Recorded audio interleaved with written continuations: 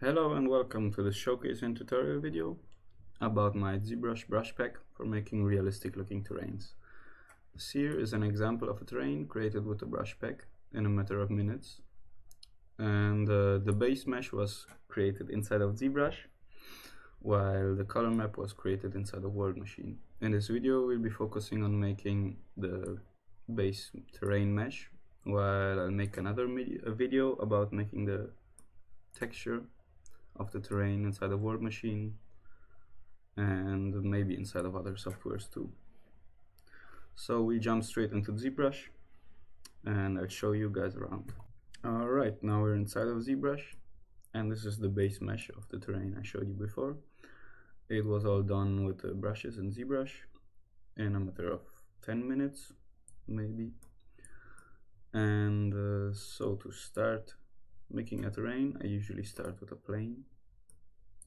I click on edit, make Polymesh 3D, add subdivision levels. 1 million is fine, but I usually go with 4 million to bring out all the little details of the brushes. Okay, so since the last update of my brush pack, I've added 25 new brushes, and I'm mainly gonna use these ones to show you around. We're gonna start with a mountain peak and place it somewhere just to show you how it works, and I think we can continue from this shape and start the rest and build the rest of our terrain. So let's place some other peaks alongside of this one. This one doesn't look too good. And this was the same. So often it's hard to find the right brushes for the right situation, but since there are 100 brushes in my brush pack, usually with the right amount of time you can find everything.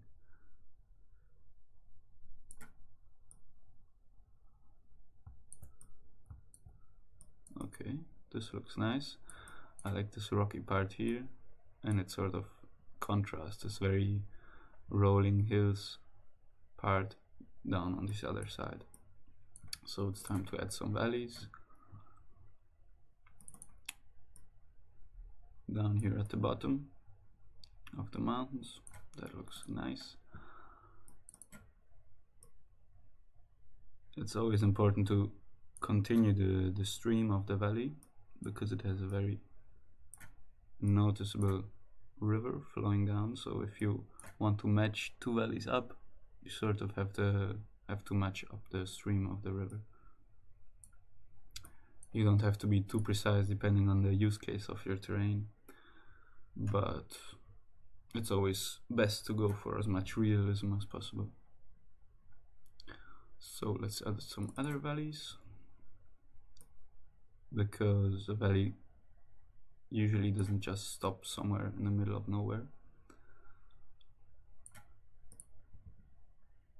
So the best thing is to either make the valley disappear at the edge of the map or make it disappear somewhere on top of a mountain.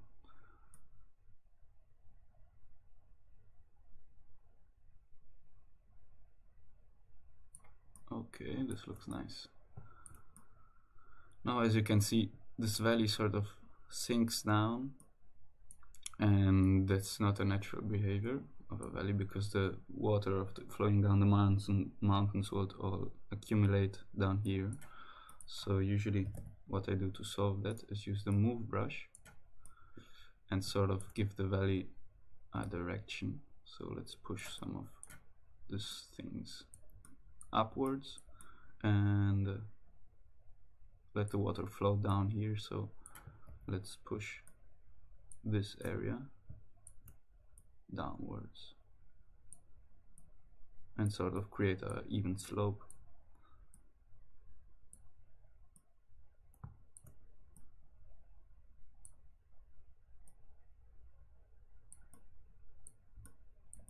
Yeah, this looks more realistic now.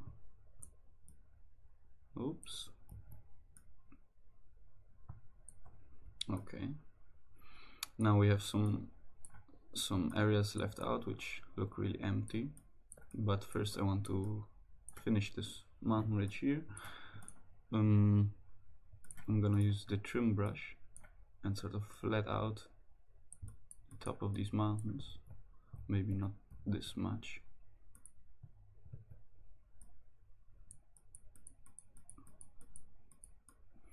By flattening the mountains out, you can continue to work on them and put some more brushes on them, because you lose a lot of detail, so you can put some more detail onto these flat areas. If you overlap too many brushes, it creates sort of a mess because there's too much detail in one area.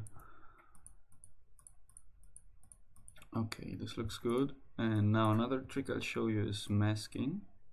So we're gonna go in and mask only the area where you want to paint the terrain.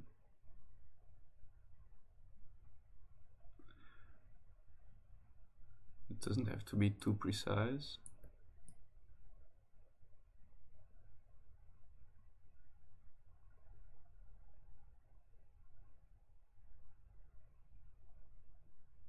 Yeah, something like this.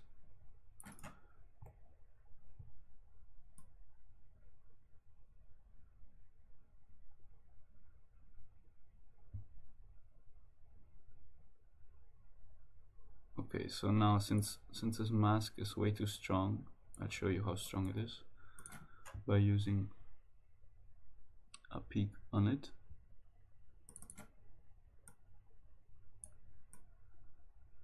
Alright, actually this doesn't show it. If we up the intensity of this peak, you can see how the mask really cuts off the brush. To prevent that, I sort of refine this mask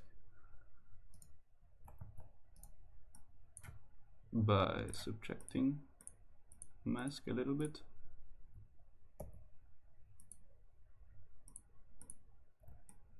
Yeah, something like this, very soft.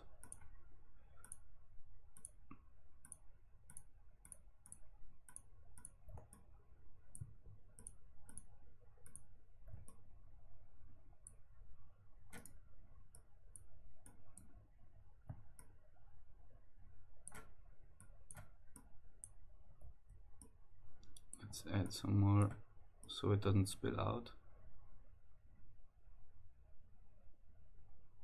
Okay, this looks fine. And now let's place the right mountain on top of our mountain.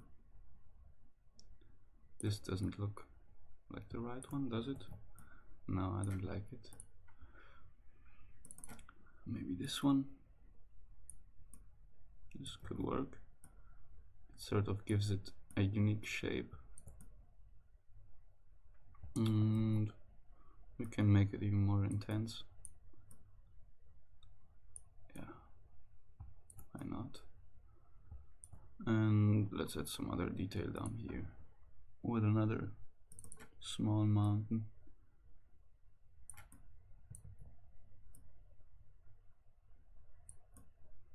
Okay, let's remove our mask. Now, as you can see here, this looks very artificial. So I'm gonna go in and blur it and add some slope details. Slope details are another type of brush which can be used to add some details to our slopes, but we need something that fits the right situation, the right place. So for this, for example, I think some very hard edges work rather well, like this deep channel and these cliffs that up here. They complement each other really well. And as you can see, you can really start on getting into the details and add a lot of really trivial stuff to your terrain. It all depends on the use cases. Okay, so now we have this empty area here. Let's fill it up by adding a mountain peak. Maybe this one. This one looks rather strange, but I think it fits.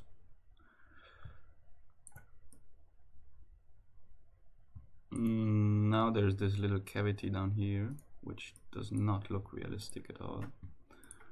To prevent something like that, we can use the trim brush to kind of remove the detail while keeping the structure of the terrain intact, not blurring it too much. And then let's add something like slope details. Maybe this one. Yes, so sort of a valley that leads down to the main valley.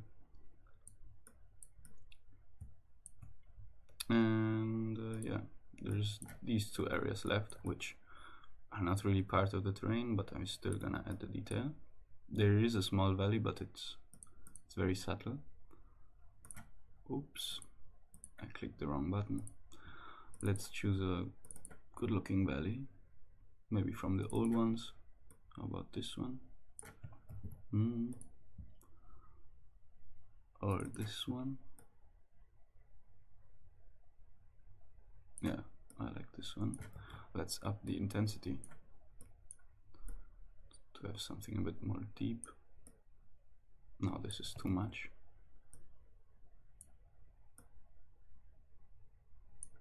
Okay, yeah, I like this. And let's add another valley on the other side.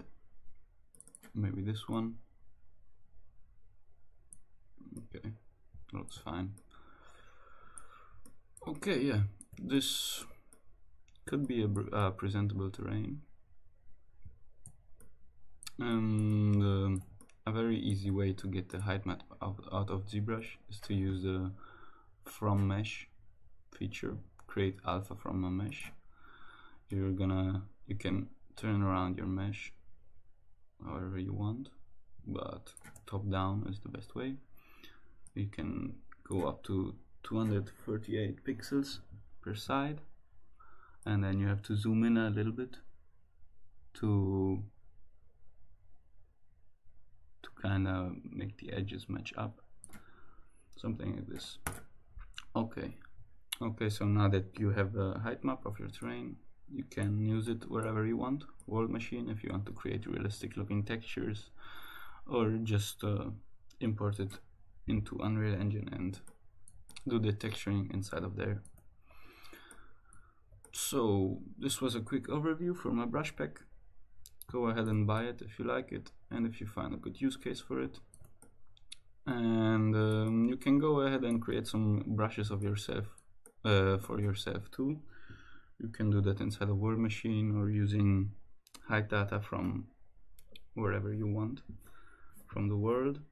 There's lots of information available, and go ahead and sculpt some good terrains.